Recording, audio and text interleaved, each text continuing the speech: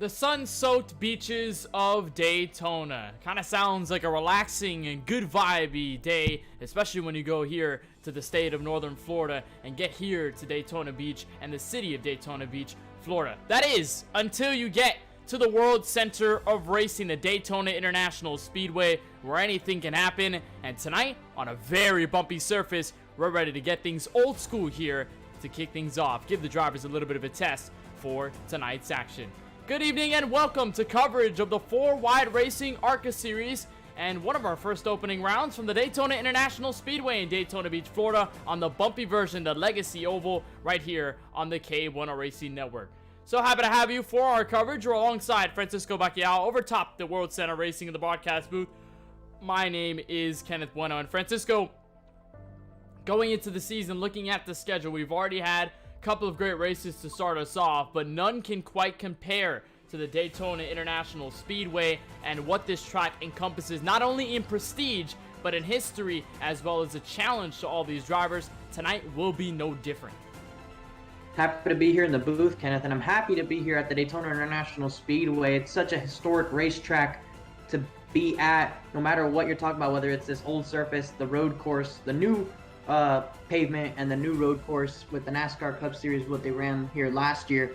Anytime you come here to Daytona, you always look for a win, and it'll always be meaningful. And we have an incredible challenge. When you mentioned that the old surface is going to be in play for tonight, you can just see how dark or how light it is there, the dark patch on the inside from how gray the racetrack is and just how worn out it is. It's very bumpy. That's one thing I'm hearing a lot of drivers talk about. It's very, very bumpy. It's going to make the pack interesting. They might not be able to really go 3 wide from how much the car is moving on them in the corners especially, but on the straightaways as well.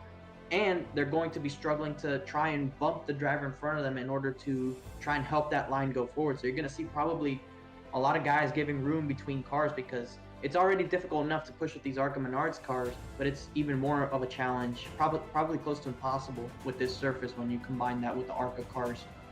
Many obstacles can present themselves at a track like this, and with a track like this, we'll have to give our introduction as we take a look overhead at our track map with images courtesy of Google Earth. You'll have to go to Daytona International Speedway in Daytona Beach, Florida, opened back in 1959, a very historic racetrack. Of course, known for the Daytona 500, has been in prestige for the Coke Zero 400, the Firecracker 400, which has recently been resurged by the iRacing community, and they've used this configuration, 2.5 miles with 31 degrees in either corner, about 18 degrees on the tri-oval to the start-finish line. And usually, as I mentioned it right there, Francisco, we have this racetrack based off of one of the older portions of Daytona, or at least up until 2008, I believe, until they resurfaced the track, they changed the track, and then they put the new one into iRacing. So you still have this old one, which is very bumpy, can get very slick, can get very challenging. And even with the Firecracker 400, it is a wheel of a time to get around this track, even remotely safe, and bring that not only yourself, but with a bunch of cars around you as well. I think most of these drivers are going to be happy they don't have to worry about the track actually breaking and pieces flying off like it did just before they repaved the racetrack. It's going to be, like I said, a challenge here, and there's not much that you can really say differently than what I mentioned and then what you mentioned there. Daytona, once again, just a very big venue, and if it's going to be very challenging for the driver who ends up winning this race to try and make it done. It's going to be a lot more of a hustle, a lot more of required of the driver to try and get around this racetrack than the smoother, newer pavement of Daytona. You really have to work the wheel, and in some cases even work the pedals a pretty good amount to try and keep the car straight. It's a lot more challenging. It's not foot to the floor as it probably would be with the current track of the restrictor plates like Talladega and the current Daytona, that is. So that's going to be something else we have to look out for, and it's going to be something we're going to keep an eye out on most of these drivers tonight, and we'll see who does the best job that they can trying to navigate through it all night. We'll see who does the best job as you see everybody lined up doubled behind the iRacing official pace car. That means it is our time to take a look at your starting grid, see exactly where every driver and your favorite driver will be starting here tonight from the high banks of Daytona Beach. Ken MacArthur in the 97 sets a blistering 50 flat. the second lap, he'll be on the pole for this race, leading us to the green flag alongside former championship competitor in the Cup Series, Nicholas Vizzuti, looking for some resurgence in his momentum coming into this race. The second row will consist of Matt Roberts. We've seen him qualify pretty good. Maybe Daytona is all he needs to try and change that look around. Qualifying alongside him, the 88 of Brandon T. Banks. Behind them to row number 3, Brandon Gillis in the 9 machine will line up the outside of the top 5 with Eric Schaefer in the 22. He'll start 6th. Tony Kivitt starting inside the top 10 once again, fitting with the 7 and the 7. Alongside him, Kyle Benson, defending Truck Series champion. He's trying to look for some continuing momentum and see if he can break through to victory lane. Austin Riddy's the last driver to take time within the top 10, but of course there are still a lot of other drivers to note about, most notably TJ Bursky, who returns to this series after missing the last race at Iowa Speedway just last Tuesday. So he's going to be back in this series, back in this race, going to look to get a 3rd race win in the 4-wide Racing ARCA series after sweeping the first 2. Craig Lautenslager and Michael Newbraw will line up row number 6 to P12, with Christopher Bishop, Ricky Rosner to row 7, followed by the last driver in this field, the 81 of Cody Ivey. But you can see it right there at the exit of pit road, Francisco, a couple drivers already taking an option to start from the pits, rather. I believe I see a couple already there. Matt Roberts going to be one of them. I believe I see Brandon Banks in there as well. So already a couple of drivers who were supposed to start up front are now going to be from behind when we reach the green flag. Interesting thing to see early. And I'm not surprised that they're going to go for that strategy move. We have a long race, that's for sure, but they don't want to be involved in an incident early, just considering how treacherous it's going to be going around this racetrack. And there's still quite a number of unknowns for several people out here. Maybe some have practice, maybe some don't, and they're worried for the ones that don't have any practice on this surface with these cars. So they're going to take it easy on the first couple laps. At least they have each other. They'll be able to at least draft together, and they won't lose too much time to the main pack. And if a early yellow comes out, that's probably exactly what they're looking for. They can bunch back up and be at the back of the field. So it's going to be interesting to see once we take this green flag what's going to happen, Kenneth, as we see probably about 12 to 15 or so cars are going to be taking the green flag caught up with the field. A couple of these guys obviously going to be there for the green flag. So obviously with drivers starting on pit road, that's going to put many drivers up a row, or at least up a couple of rows from where they started. Before we get beginning here from Daytona, we'll take a look at the weather. It is 78 degrees in the air. Well, obviously a very hot track temperature from Daytona. Wind slightly to the northeast. It is a partly cloudy day, a beautiful afternoon in sim to go Daytona racing. Pace car comes down a pit road. It'll be Ken MacArthur and the 75 of Nicholas Vizzuti taking the green flag from Daytona.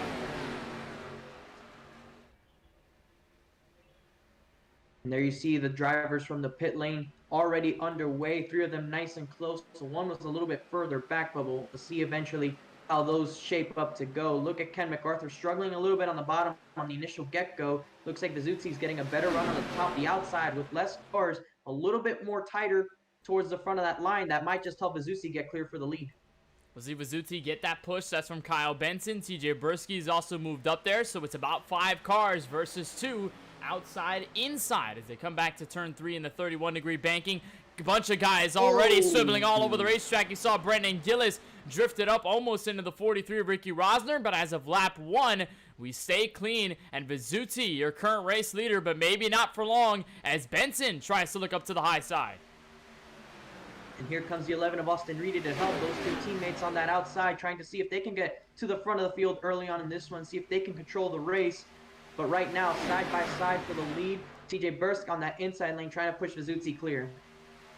94 TJ Bursky, talked about him obviously as a driver returning after sweeping the first 2 races, so now he's going to try and make it a 3rd, although a lot of drivers not necessarily confident in the super speedway racing because obviously anything can happen. That's been the stigma surrounding any plate race. When you go to Daytona, when you go to Talladega, it's always the same. There's always that unpredictability and that knowledge that anything can go down. You can get involved in a wreck in a matter of seconds when it looks like you're going to win the race. So many of these guys aiming to play it safe, and I guess that's why a lot of drivers decided to go down pit road. They took time, decided it was going to be a little bit too risky to open this race, to be up front in the midst of it all, decided to stay a little bit further back. We'll update you on those drivers as we move forward. We continue to remain side by side, though, for the race lead. It's been a switcheroo from top to bottom. Bezzutti now back to the front of this field, but it's Austin Reedy aiming to give the shove to the 10 of Kyle Benson. He hasn't been able to make the pass complete, though. On the straightaway, the outside has a lot of momentum because of the way the corner is shaped. You get a lot of momentum exiting the banking, and the bottom here in the corners has such an advantage. But you'll see off the exit of 4, there's a massive bump right here, right as you go over the tunnel. You see right there the 75. It really jumped right there, and this is when Kyle Benson's going to get that run through the tri-oval, and that should give him enough momentum to clear Bezzutti. But in the tri-oval, maybe the 75 gets a little bit of a help from cutting shorter direction. He doesn't, but Benson leads the lap, gets clear, but he is going to stick with Austin Reedy to try and keep that help behind him. You see right behind those two, the 43 of Ricky Rosner trying to tandem with those two up there and see if he can join the fray. He's going to try to make it 3 on the top side as it's kind of broken up through the inside. It's going to build up to about 4 to 5 cars. So look back at the drivers who did start from pit road. This is the 7 of Tony Kivitt. He's working, that's Franco Nuba on the 56 right behind him. These are the last drivers on the racetrack in the running order. They're not 1 lap down, but they're just pretty much a couple hundred feet behind these guys. A very long way, a couple of seconds that you'll find in comparison between these guys right now and pretty much everybody up at the top of the field. That's Brandon Banks, Matt Roberts, who was supposed to start in the second row tonight, although he's going to have a little bit of work to do, maybe hope for a yellow flag to open this race. It's been another move up top, though. Nicholas Bezzutti aimed at the bottom, got the momentum on the inside of the racetrack, was able to push up and block Kyle Benson, although that's going to open the door directly for TJ Bursky to make a move and could possibly fend off for the inside lane as they try to go for the race lead. Austin Reedy, I believe, tried to make it 3. It looks like the outside might be the preferred line, Kenneth, and we've seen that happen in the real Daytona, just not with this surface, but they're making that outside work a lot better than that inside. You see a lot more cars are up there now. As actually Reedy gets into the wall, save, he was able to keep on there, and he still doesn't lose any speed, so he's still side by side for that 3rd position. Didn't lose much, and so what I said, Kenneth, it looks like this outside might be the way to go. Especially with all the bumps on the inside of the racetrack, you can figure that staying up high will be your best bet because you won't have to slam the bumps, considering how low these race cars naturally are on the racetrack. As you're right on board from behind the 75 of Nicholas Bezzutti, hitting pretty much a bumper full of Kyle Benson. Got to be really careful, though, pushing with these ARCA Menard Series cars. They do not lend themselves well to any sort of shoving on the racetrack, or else you can merely send somebody around, make them lose control. But I think, Francisco, a good point there. All the bumps on the bottom of the racetrack, it may be well suited to stay up there where there's less bumps, where it's a little bit cleaner up at the top of the racetrack, so you can keep yourself controlled. The car doesn't necessarily step out as much. And what we're seeing right now with Bezzutti, Benson, and even Ricky Rosner, Austin Reedy, it's starting to work. It's starting to work, and you can see they're also much tighter to one another. There's a lot less separation between the cars, as Rosner has a problem going into turn 1, loses ground to those 3 in front of him. But they're a lot closer together to each other than that bottom lane. Look how strung out everybody on that inside line is, and now they're actually 3 wide. Bezzutti got left out on the very outside. Here comes Austin Reedy with Kyle Benson. They're going to shoot to the front. They take the lead. Kyle Benson, Austin Reedy with a power move, going to split the middle from Bezzutti and TJ Bursky, and now Kyle Benson going to have a couple car length lead over TJ. Well, it's been a matter of time before they can come back up. Bezzutti just trying to find his placing in the middle of the field, almost in the sucker hole. He's going to be left up top to fend with Reedy in between himself and Rosner. It's going to leave Ken MacArthur, your pole sitter, going to help the 94, the 9 machine, Brandon Gillis. He's going to also assist down at the bottom of the racetrack. And it's kind of a small field here, Francisco. 15 cars as to the usual probably 20 to 25 that we see any given week, especially on Tuesdays, as TJ Bursky, I believe he's going to lay back here on the back straightaway. We see less cars in this field, so obviously not as packed in as you would expect normal Daytona races to be with a larger field. But still, even any small move could set you into trouble. Even if you're 2, 3, 4 cars, maybe if you're even 1, you can get alone all by yourself. And that's also when you take into account the fact that there's like 5 cars that are in a little smaller group further behind this main pack. So you probably have 10 cars within this main draft. You see 6 in the frame right there, and then there's a couple others sprinkled right behind them. sort of keeping touch but not quite being up there. So it's a lot less than what you're normally used to. But regardless, you're seeing that the battle for the lead is still as intense. Still side by side and about even on either lane too, so you can give the draft to either portion of the racetrack. Big run on the outside for Benson and Vizzuti. They're going to give Rosner the help as well. They're going to give the tow. Benson and Vizzuti are going to look down low. We'll see if Rosner is able to clear. And I believe he's able to. So first time we see about 3 cars make a sweeping pass down low, clearing from the outside lane. And Kyle Benson, your defending truck champion, is going to try to hold on for the lead. We'll just see if that can last, though, as Vizzuti going to tail back to the outside. A bit of door contact behind them. Gillis might have had a meeting with the outside fence. He's going to be okay, although he's going to get swallowed by everybody in front. And he's getting into the outside wall there in the turn 1. Luckily for him, not too many around him this time, and he's able to keep it pointed in the right direction, so he slots in behind the main group. But I'm surprised these guys, when they run the outside, they carry that much speed, and they go to the bottom immediately. It looks like the bottom might be, or not be the preferred line tonight. So if I were these drivers, I'd consider actually running the top, because it might save you a little bit of tire considering you're not going aggressively through those bumps, but not to mention the fact that the handling seems to be better up there as well. So it's for their own best interest, most likely, if they were to run up there. This is a nice shot right here to give you a glimpse of just how tough it is to run at Daytona, especially in this configuration. You're right on board. That's Nicholas Suzuki, the 75. Watch the wheel and how rough it gets to the entrance of turn 1. And this is on the outside lane as well. You can only imagine what the car on the inside is trying to do. Keep it above that yellow line, going through those bumps, trying to keep it off the car on his outside as well. So you can lose a lot of air doing that, and when you have someone behind you, it makes it all the worse because that's taking air off your rear spoiler. So if you're probably someone like Kyle Benson going through these corners behind Austin Reedy right now, you have no air in the front, no air in the rear when that car tucks in behind you, no air to your outside when someone's to your outside, and these bumps, that's the worst possible position to be in. And I think when we were riding on board with Vizzuti there, we caught a glimpse of him catching the race car. He got hit, I believe, with a bump by Ricky Rosner just to give him the draft. And it kind of tapped him a little bit, set the 75 out of whack, but he was able to keep it under control. And that could have been a disastrous moment as Rosner ends up in the outside wall all by himself. He's going to keep it okay. Not going to make any disastrous moves, although just like Brandon Gillis a couple of moments earlier, he's just going to lose the track position. And here's some guys we haven't talked about all night. Craig Lonsarger, Christopher Bishop, Cody Ivey. They were kind of in a group in their own, all behind this main group. And now they're starting to pick up the draft, so maybe just wondering when these guys are going to start to get racy, although they've been racy since lap 1.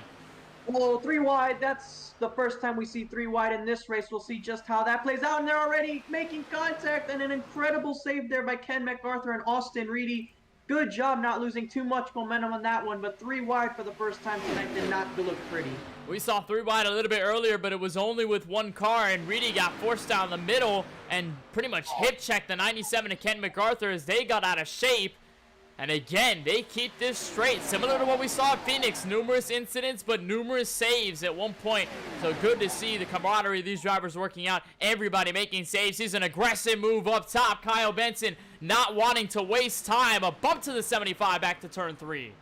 And he had to check up there, but look who that gives the advantage to. The 94 of TJ Burst goes to the inside, and he's most likely going to clear Vizzuti, but Vizzuti is getting a big run off this corner, and he's able to get right back alongside the 94, and he may take the lead right back as they get into the tri-oval. Although there are only 3 cars up at the top of the racetrack, they're able to carry more momentum. They're not getting hit as much with the bumps on the racetrack, so you can see the long line of cars on the inside lane.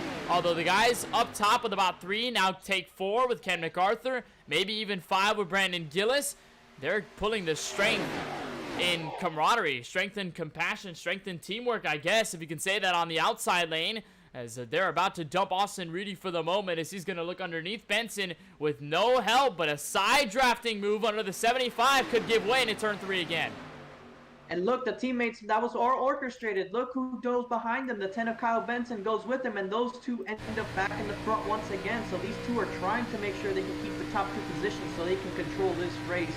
But I'm really hoping to see that these guys can run this outside lane. It's doing them a lot of solids with trying to keep the handling under the race car. It's faster for them, and running the bottom is taking a lot of energy out of those tires and out of these drivers. So we'll have to see if eventually they find a way to ride on this outside lane, the Dale line as most people will call it. because it seems to be the faster way around the racetrack right now, faster than the bottom.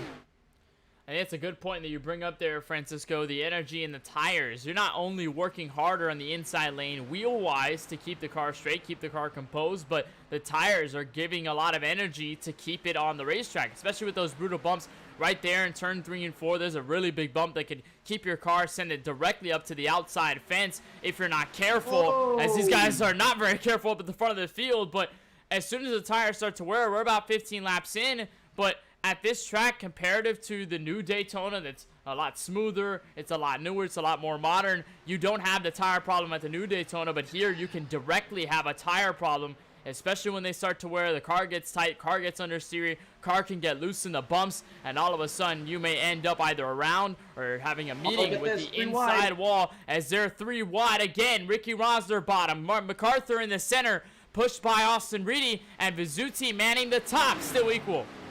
They better work this out here in turn 3. They're all getting a bunch of tightness here. They're 3 wide for the lead. MacArthur in the middle. He's looking like the strongest contender right now with Reedy behind him. He's going to squeeze out in front. They're still 3 wide a little bit further back, but it looks as though that the 43 of Rosner is trying to lay off a little bit. They settle that one out. But once again, they go 3 wide, and it becomes very tight around this racetrack. So we're going to see just how much they want to go 3 wide here tonight, because it looks like it's going to be very chaotic if they continue to do so. Austin Reedy, who's attempted to control this race with Kyle Benson, as soon as they get the plan figured out, as soon as they get the plan executed, it foils right in the middle of it all, because the draft, the give that these cars have in the draft are so big that they give anybody a shot behind them to make those moves. As Benson, you see him tucked in third on the outside lane. Ken MacArthur, your pole sitter, back to the front of the field, although with a very big challenge by Austin Reedy. He's got help from TJ Bursky, 43 of Rosner. Same players, just different organizations to lap 18. And there you see right there, the 97 of MacArthur now leading that outside lane, is trying to see if he can replicate what we saw Austin Reedy and Kyle Benson do. They've been able to make that outside work best, and right now, if you ask me, they have the preferred line. So we'll see. He stays on the outside of Reedy, does not let Reedy make that blocking choice. He has the momentum down the back straightaway, and we'll have to see if he can put it to use. Trying to see if he can get a push from Vizzuti, but he's still side by side. Continue to remain side by side, and you also have to take into note possible fuel strategy because of a super speedway. If you're at the front, you're wasting the most fuel than anybody out in the group right now specifically. And especially with what we've seen, probably 20 to 30 laps will most likely be the run with the fuel capacity we have on these ARCA Menard Series cars. So we may expect drivers to go down pit road soon if we continue to stay green. That's a big if, though, just because of the racing we've seen so far the first 19 laps. And I'd imagine, Francisco, as a driver, you don't want to be like this the whole time, especially to start this race. In most cases, most drivers would look to be a little more conservative. They'd probably just aim to log laps. That's their main goal. Not make anything too drastic, not do anything crazy, just keep themselves in line, work together with the people around them, maybe form single file, maybe form 2 wide, be a little calm in the race, and then wait until later to start pushing on the gas, to start turning on the jets. But it seems as though early for these guys, it's been the complete opposite. They've been on the jets since the drop of the green flag, and they haven't let up. And most of the time, it's due to differing agendas. You have people who want to race for the lead, and you have some that want to be single file, but they also don't want to exactly lose the track position. And then you have people that want to just sort of keep the distance and be behind the rest of the field, which is what we have, a 5-car pack way behind the field. They're over 25 seconds behind. We're together. There's no one left out in that main group that you see. So everybody is in a group. You have this main group, which is battling for the lead, and you have Eric Schaefer in the 11th position, who's leading the second group. And that's the group that started in the pit lane. So we'll have to see just how this works out for them, because if this race goes green, at least very long into this race, they might have to have Rick considered that decision. But Reedy, trying to block in the corner, goes into the wall, and there we see 3 wide. Rosner down towards the grass as well. That was a big shuffle, especially out of guys like Ricky Rosner, Austin Reedy. You saw Reedy get a little bit tight. He swerved up into the outside wall. Rosner had to make an evasive mover down low, and that completely opened the door for these guys up at the top, too, to make this. And I think that's a case right there that might have happened to Reedy, just sliding up the track, trying to block as the cars go around. Bursky gets turned. Benson in it as well. Vizzuti also gets a hand in it, and the caution waves for the first time tonight on lap 21 of 80, involving the top 3 leaders. Francisco, we were suspecting that a caution was going to arise at some point. Whoa. But for many of these guys, it finally comes at this stage of the race. The 94 had a moment there trying to rejoin the racetrack, but a big accident there, and we felt like it was going to happen sooner than later with how aggressively they were racing. They were starting to push the issue more and more. Still early in this race, but they wanted that lead. They wanted the track position. It looks as though it may have been a push gone wrong, just trying to get to the bumper of that lead car, help them out at the wrong time. You do not want to push on corner exit. There's a lot of unloading the car does there when you exit from the banking to the racetrack, and that's what set the 94 around. You see it again right here. The 97 just taps him in the rear very softly, and he catches some air right there when he gets hit by I believe that was the I actually couldn't tell who that was, but he got sent around, and that got into the 10 of Kyle Benson. Benson then spun and collected the 75 Azuzzi, and actually that was Brandon Gillis further back who happened to go right behind him. The big slam by Brandon Gillis. You see the aftermath with Kyle Benson, Nicholas Azuzzi, that they get tagged in this as well. They almost go flipping in their own rights, in their own scenarios, and that's what happened with Austin Riddy a little bit earlier, just not with the push to send him around. As you see Kyle Benson, he got tagged. Azuzzi had nowhere to go. Austin Riddy might have had a little bit of damage in that one as well, but just the same situation, just trying to swerve up the racetrack, try to block the momentum up top, but then all of a sudden it just does not work out. You either get a bad push, you either get a bad bump on the racetrack, and all of a sudden your car could be in the fence or around, like TJ Bursky's car was just there. As everybody seems to be going down pit road, this is going to be the obvious call here, Francisco. 4 tires and fuel. A couple guys having a little bit of trouble getting into their pit stalls, but for the most part, each and every driver involved in that incident will be able to limp to the pit stalls, so they could get their fast repairs here at this stage as everybody takes tires. Yep, they're going to be able to use that fast repair, that sole fast repair that everybody has here for this evening, and a couple guys definitely burned it off. I think the 9 of Brandon Gillis definitely used one. You see some other guys here on pit road. If you're the likes of potentially the 11 of Reedy, you obviously would not use that. I believe the 94 definitely has to use it. You saw he had a big damage there on the back straightaway, and the car was a little bit sideways, so maybe the toe was knocked in a bit. But clean car for at least half this field still, not having to use a fast repair. But I think this really worked out well for that second group. They got this caution. They needed this caution so they can bunch back up to the field, and now they're going to be up in the mix, and they can show what they're made of.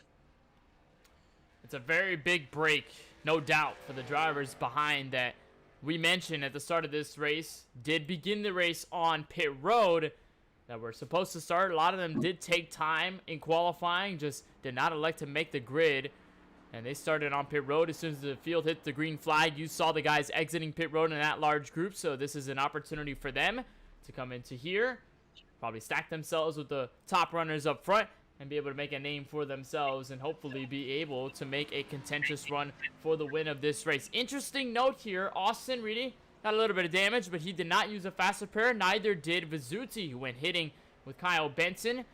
So the 75, you can see some of the visible damage there on his Havoline machine. He is going to elect to use the fast repair a little bit later. We'll see if that can affect some of the aerodynamics on his machine. As for Kyle Benson, he also did not elect the fast repair, so I believe he thought there was minimal damage on his car at best. So he's going to stay out with the car. He's going to let the fast repair simmer on for later in this race. And we'll see exactly what happens with those guys and whether they can keep their cars clean for the rest of the event, as most of them are going to start to stack in. A lot of them going to bring themselves into the rows. And we'll most likely have a full stacked field as of lap number 24. Reminder that there has been nobody DNF'd tonight in this race, so all 15 drivers who started this event are still here. Some of them with damage, but none of them laps down, none of them in the garage. So we are still with a full field coming to the halfway mark of tonight's race.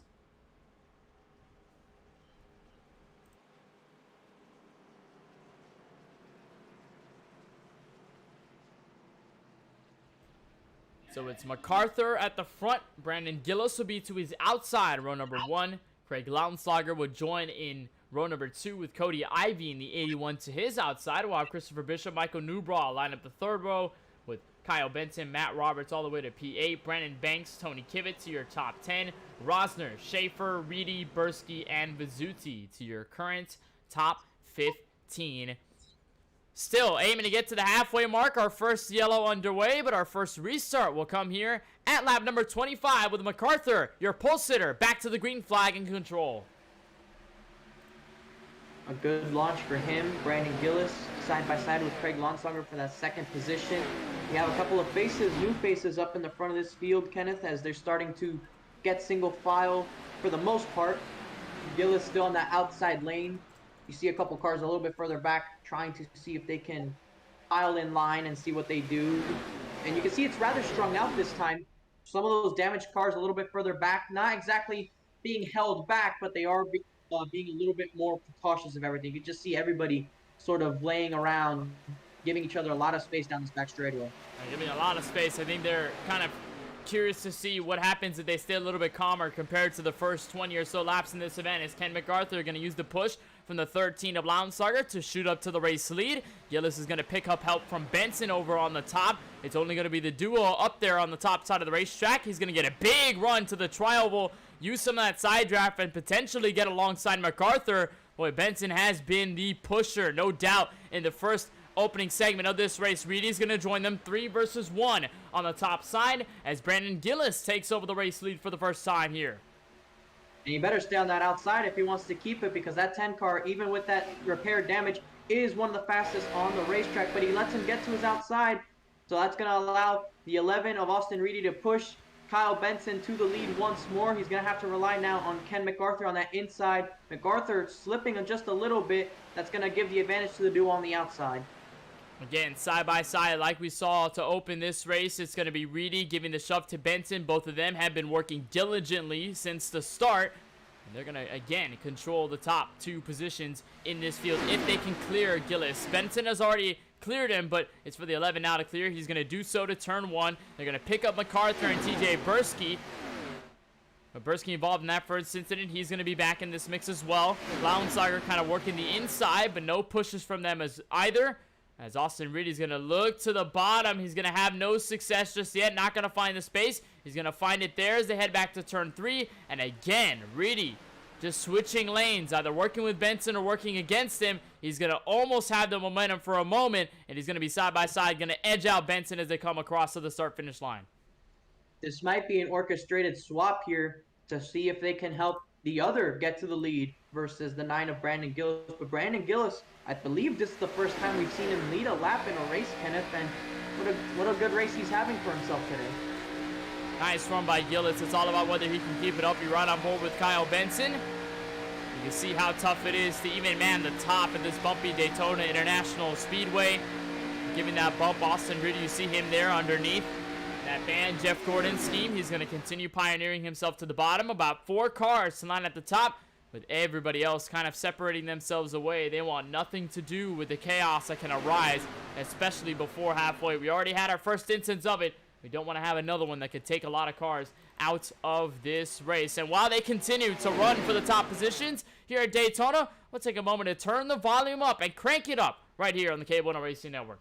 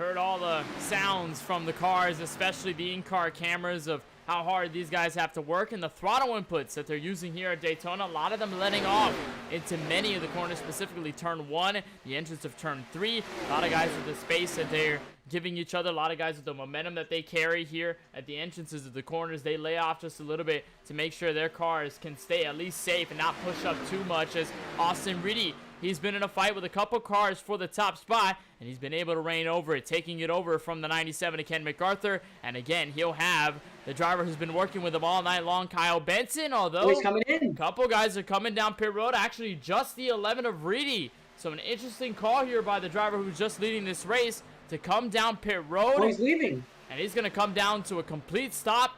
And I believe this might be the night over for the driver, the 11. Interesting there. What's happened with the 11? It's not the first time tonight, or the first time this season, that we've seen Austin having to park the car mid-race, and it's very unfortunate. Right now he is sitting on pit road. Actually, no, he just has disconnected. So that is officially the night over for Austin Reedy, and it's a shame. He had a really fast car, and he had a really fast car when it came to leading a group of cars. So now that teammate of his, Kyle Benson, has to do it a little bit more alone than he has with that relied teammate of his. Interesting now who Kyle Benson is going to work with, because now he doesn't have Reedy to kind of be his companion to make moves up in the front of this field. So who does he choose, or does he really go solo? Does he try to go independent here, or try to be friends with everybody on the racetrack in order to give them some respect, give them some moves? And that's something as well, Francisco, that as a driver you have to keep in mind. The drivers and the people you're going to work around. If you don't have any teammates on the racetrack, you're going to have to at least make some friends at some point, because in the final laps, if it comes down to a green-white checkered scenario, or if it comes down to a help scenario, you want to have a driver help you. You want to have a driver push you and give you the advantage, especially when it's coming off of turn 4 to the checkered flag. You don't want to have guys abandon you out of nowhere and say, hey, I don't want to work with this guy. This guy's either too dangerous, or I don't really trust him with giving him the push, or him pushing me to the front. So if you're a driver like Benson, or really anybody else in this race, you have to find your friends, find who you can work with, find who's efficient for you, and be able to earn that respect, gain that mutual respect amongst each other. And then later in the race, can use a lot of that teamwork to be in the draft, either save fuel together, be on the same strategy, or when it comes down to the checkered flag, be able to help each other a little bit more to position themselves for the win. And I think the lucky part is that if you're Benson, I think most of the field does trust you to go for the lead. And look at how he's putting his nose in there. He's going to nudge him up the racetrack to get to the inside. What a great move there by Kyle Benson to take that inside spot and maybe get clear for the lead, but the 97 is going to have a run off the corner. He now gets help from Brandon Gillis from behind.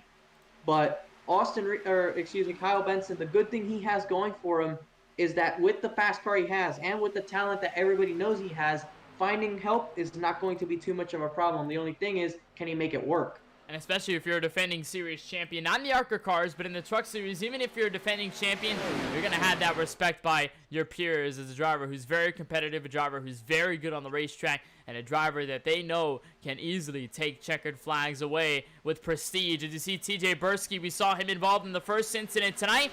He's not been afraid to come back up to the field after utilizing his first fast repair. To the inside, he'll go to Ken MacArthur with help from Benson, and to the lead goes the 94.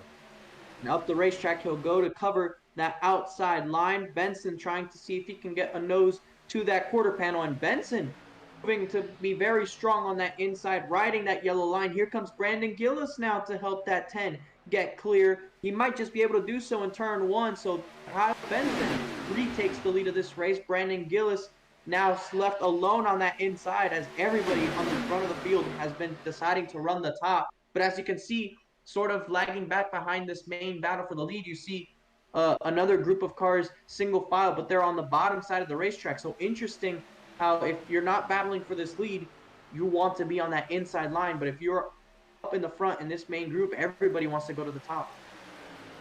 Especially guys like Benson and Bursky, they've been kind of tail switching around either lane, whether they go to the bottom to gain some momentum in some parts, they go to the outside to gain some momentum. It's been both ends of the racetrack that they've been able to make this work.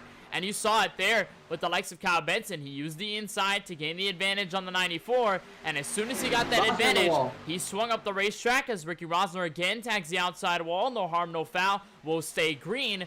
But as for Benson, he's been kind of switching around, using the inside for momentum, and then as soon as that burns out, switch right back into the top where you know you can be safe. And of course here, you know you're going to have the help because Bursky, MacArthur, Rosner, all these guys are up at the top of the racetrack. They can give you that assistance. And as we move to halfway, seems as though everybody wants to look up top where Kyle Benson leads. It's just been the lone Brandon Gillis on the bottom who's been able to make it work still. And it's part and due with all the bumps on the racetrack. It's allowed him to really try and be aggressive. He's probably not lifting as much going through those bumps, and that's probably where he's gaining or not losing as much time. But you see right there, the 94 with a big shove to the 10 of Kyle Benson, getting them about 2 car lengths clear almost of the 97. But now Bursk goes to the inside. He wants to take the lead for himself. He's going to try to go to the inside and actually going to lay back. He's going to let all these guys by. Decided it was a little too risky to stay up here competitively. He's going to let everyone by. Probably tag along with the 13 of Craig Lounslager. And potentially keep himself on the outskirts of what could be a caution if these guys get a little bit squirrely. So that does give Gillis some momentum. He may be able to go for the race lead, although a big crossover by Kyle Benson. Allen Iverson style to the inside for the lead again. And he juked him, went to the inside. They're now 3 wide for second. Almost contact between Ken MacArthur and Brandon Gillis. And Kyle Benson retakes the lead with a fashion move right there. But I think that was an interesting tactic by the 94 on the back straightaway the previous lap. I don't think he pulled out because he thought it was dangerous. He might have been testing the waters if it's time late in the race to make a move and decided to let the field go halfway to the move. But look at this 9. He got a big run down the back straightaway with help from Ricky Rosner. He is not done fighting for this lead.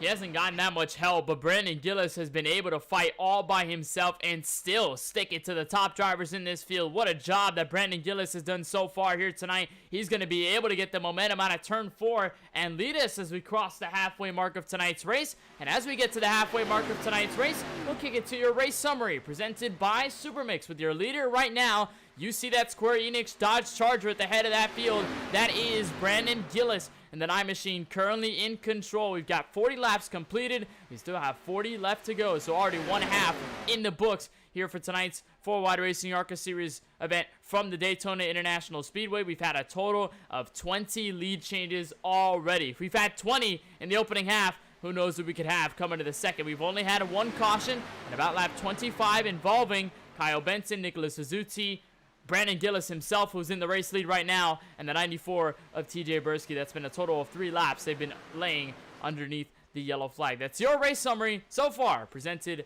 by Supermix. Look at Kyle Benson. He's all over the rear bumper of the 9, not letting him breathe right now, trying to see if he can shake him loose and maybe move him up the racetrack like we saw he did to another driver earlier in the run. But right now, Gillis is not biting that hook, and it's allowing him to keep the race lead. And no one really right now has gone to the outside and made a big enough run. We'll see if Ken MacArthur tries to do something. But right now, look how scattered the field is. There's really only 5 cars close enough to the lead right now, and they're all over the racetrack, so there's not really any big runs coming from anywhere. Not a big run in sight, and obviously with the mention of TJ Bursky kind of coming down the racetrack and slowing down, he lost his momentum. He kind of brought a couple other cars to help him, but not necessarily bring the momentum back up. They haven't necessarily accordioned like we've seen in many races so far in the ARCA series and many super speedway races we've seen here on the iRacing simulation. Is I believe now we're going to have our contentious run up top again. Ken MacArthur is going to have the push from Ricky Rosner. His Wonder Red Machine. They're going to tango and possibly make this move stick on Brandon Gillis. They're still going to stay even out of turn 2, although we'll see who gets the momentum, and it will most likely be the guys up top as they move to the back straightaway again.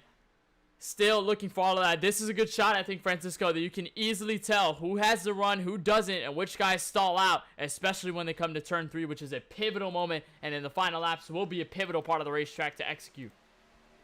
How about Brandon Gillis, Kenneth? I mean, we've seen him struggle through a lot of races that you and I have covered in this series, both last season and in both series this season, but today, he is definitely having a good day, but there he gets hit, and then around he goes into Kyle Benson. And he goes to Benson. Benson with a wild ride.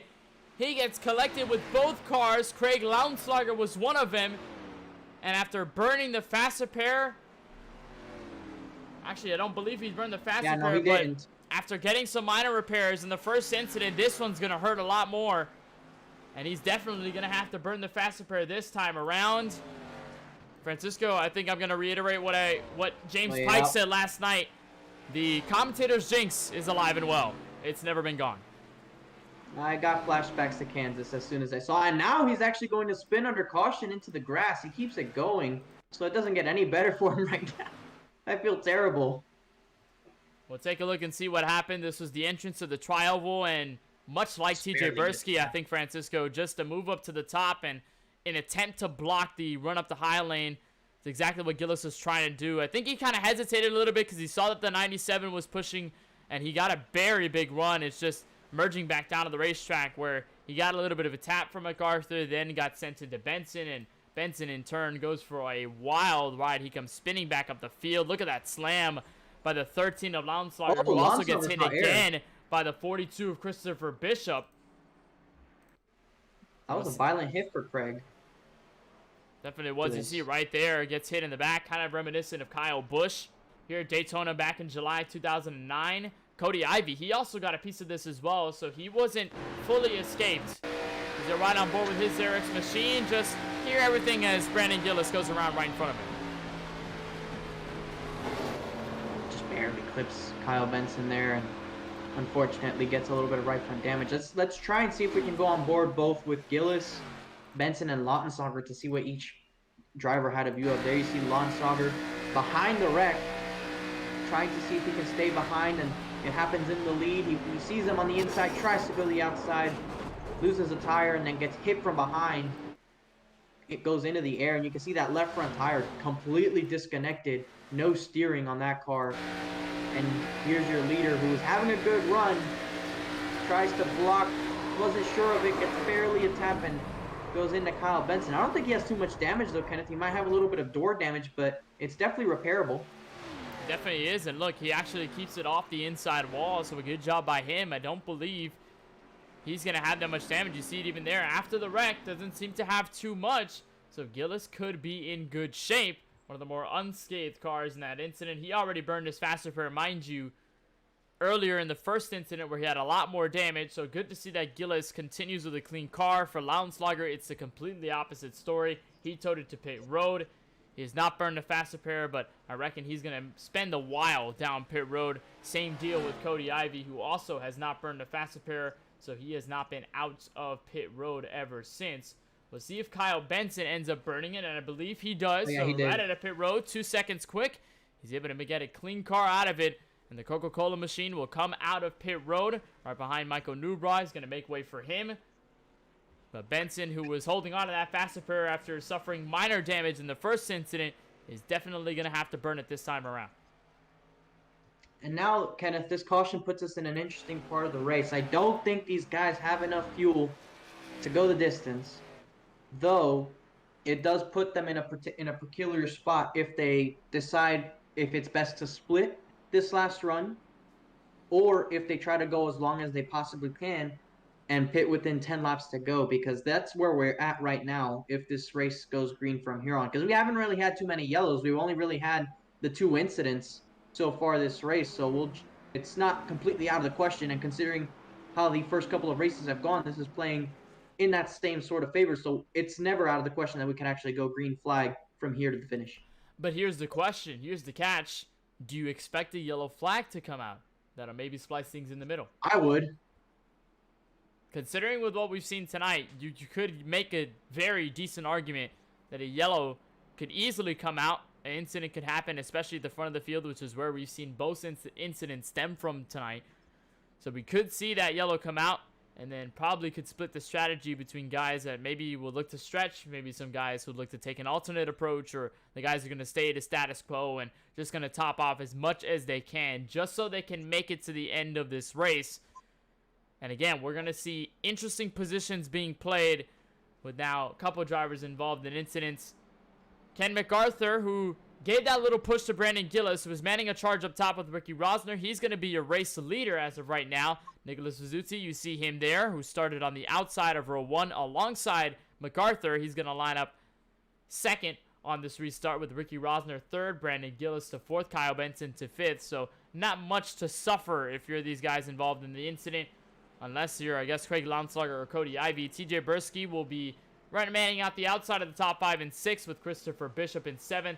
Michael Newbraw will line up 8th with Brandon Banks 9th. Tony Kivitt will currently round out the top 10, as you can see everybody just trying to get pace back up to the front of the field in order to keep up with these guys, because now they're in about turns 3 and 4. They're about to get back up the gas, back up through the gears here at Daytona as of lap number 48. Well, the lights are out in the iRacing official pace car. We're going to have only one row doubled. Everybody else is going to be single file because they pitted a little bit earlier. So pace car will come down, make the sharp left, and Ken MacArthur will lead us back to the green flag from Daytona. And immediately, that puts everybody single files. You see Vizuzzi wasted no time getting to that inside line, getting behind Ken MacArthur. Look how strung out it is. It's even more strung out than the last restart. The top 3 has sort of pulled away. Brandon Gillis tailing back there in 4th, and a couple cars strung out behind him. So very spread out field, and I don't think everybody was able to quite catch up the field. You see actually a second group further back there, consisting of a good couple of cars behind this main group. You see them back there leading by Michael Newbraw. So a second group way behind the field. We'll have to see if they can make up the ground. We'll see if they can make it up. They'll have strength in numbers. Just it's a case of whether they can band up together in enough time and be able to catch up. A lot of these guys were behind the 8 ball to start this race.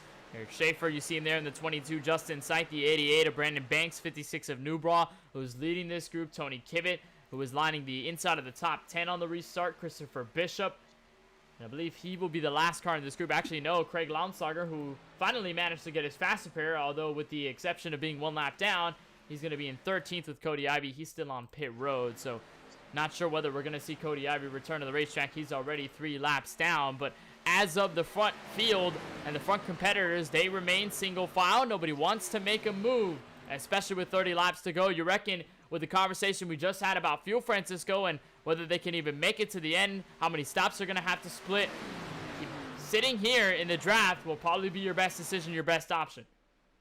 And the further back in this draft you are, the better spot you're in. You don't want to exactly be the last car. The last car sort of has to push a little bit also because they need to keep the draft, of course. But if you're probably the second to third last car in a draft line, you're most likely going to be in the best possible spot for fuel, because you can check up but never brake when they start stacking up. You could just let off the throttle and let the car roll to the same speed as the row in front of you and then ease back into it. And that saves you a good amount of fuel when you consider, for those who have experience doing plate races on iRacing, it can save you a lot of fuel because of how often it happens throughout a lap, let alone a whole fuel run. So right now, if you're Ricky Rosner on back, you're probably in a really good spot if this run goes green on terms of having the most possible fuel for the finish of this race.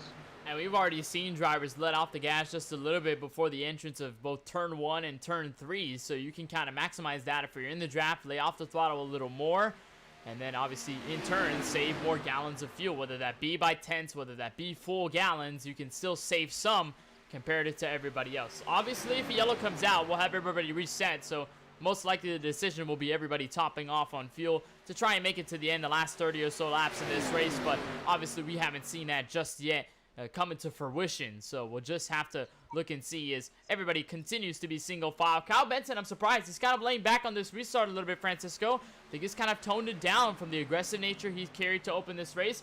He probably already had his notes taken, and he's going to say, okay, well, if we're going to save, we're not going to be eligible to make it. Here, I'll tuck in line. I'll be behind you guys. I'll stick with TJ for now. I'm not going to do anything crazy like I did to open this race, and maybe pull out that book once the final laps come about. I think that's what everyone's mindset is right now. They've done their racing. They've gotten that out of their system. Now they just want to make sure they can get to the end of the race. And especially when you consider the fact that they have a second group further back there. If they can pull away from that second group, which they're currently doing so very subtly, a couple tenths each lap, they can settle it amongst themselves. These 6 cars, they don't have to make it a 13-car battle for the win. They can just settle it amongst themselves, and that's going to be good enough to them. They can just settle it amongst themselves, and if anything happens, they have a gap back to those couple of cars, and they may be able to be fine if anything happens, though no lead is safe. And you and I know this, Kenneth, in a race that occurred this past weekend. the top two were 10 seconds ahead in a race at Talladega, and they took each other out on the last lap, and neither one finished in the top 7.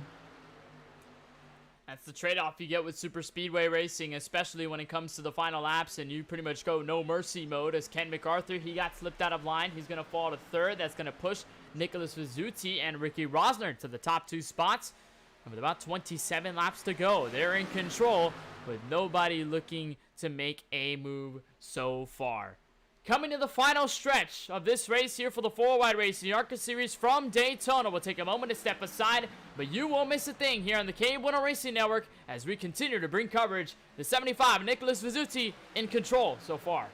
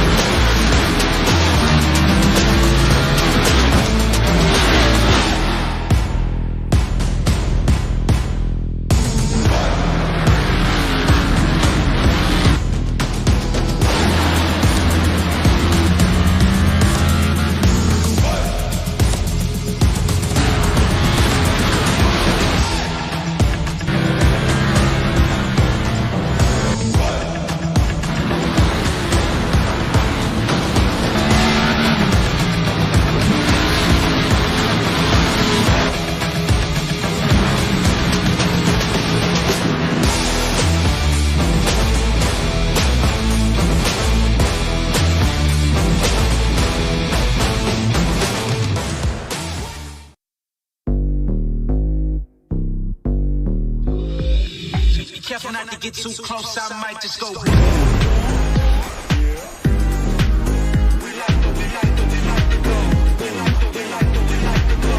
Might just go.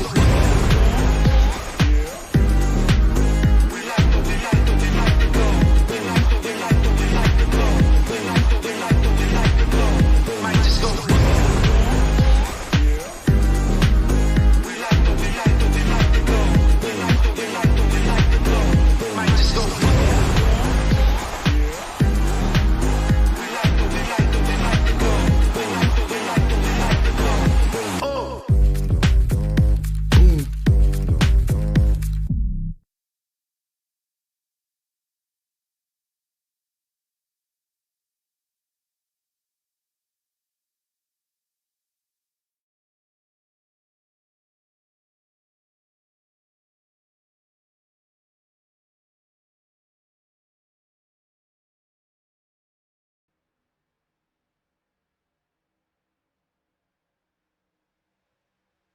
Back live from the Virtual World Center of Racing in the Daytona International Speedway. Coverage of the 4-Wide Racing ARCA Series here on the KBueno Racing Network is brought to you by iRacing. Join thousands of sim racers across the globe and start your sim racing career today at iRacing.com.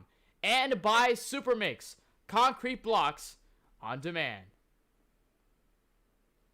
58 complete out of the 80 scheduled here for the 4-Wide Racing ARCA Series from Daytona. It continues to remain Nicholas Vizzuti at the head of this field. Of course, Kenneth Bueno, Francisco Bacalhau along with you for the ride. Ricky Rosner has just now looked into the inside and tried to take the race lead away. We've seen a couple guys get a little bit squirrely, Francisco, and we have mentioned the possibility of the second pack trying to climb into the reins. However, they've had a tough time. They've been side by side a couple of times. They've lost a little bit of ground, but they're still trying to make this fight with about 20 laps to go when we cross the start-finish line, with still the concern of fuel on the minds of many. Yeah, and you can see they're starting to get racy in this front pack, and that's letting the second pack start making in grounds. They're now less than 6 seconds behind the lead group. They're about 5.5 behind. That's being led right now by Eric Schaefer. And they've been pretty tame ever since they got single file. They got single file for about a lap or two between the front couple of cars. And now they've been able to stay single file, and Eric Schaefer is starting to pull them along to this group. And once they get into the draft of this front line, they're going to start catching them at a rate of knots. And if they're lucky, it'll happen at the right time, and they can be able to make moves for this win. So you start thinking back to the 2019 or the 2020 Clash, actually. If you remember, there was different fuel strategies going on there between the Chevys and the rest of the field. And once they caught up to the main pack, it spelled chaos. So I wonder if we're going to see the same thing here.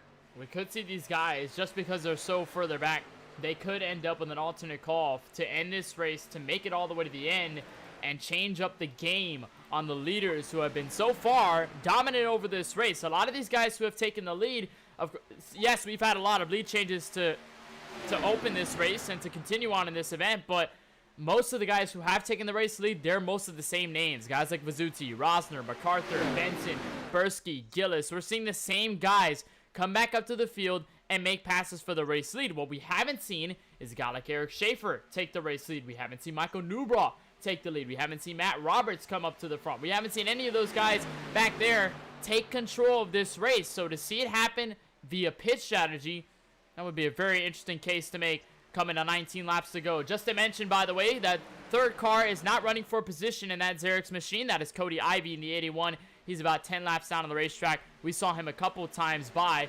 When we went side by side, you saw him exit the pit road, access road in turn 2. So he was just merging onto the field. He caught up with these guys in the lead, so he's right now just minding the outside, trying to get some of the laps back after being involved in an incident with Kyle Benson and smacking him, not able to pursue the fastest pair until this point. Had to spend a lot of time down pit road. What I have noticed, though, Francisco, is the fact that we've seen a lot of step outs from the drivers behind Nicholas Vizzuti, most notably the guy rocking the Wonder Bread car in shades of Ricky Bobby. Ricky Rosner has not had a lot of fun keeping his car straight.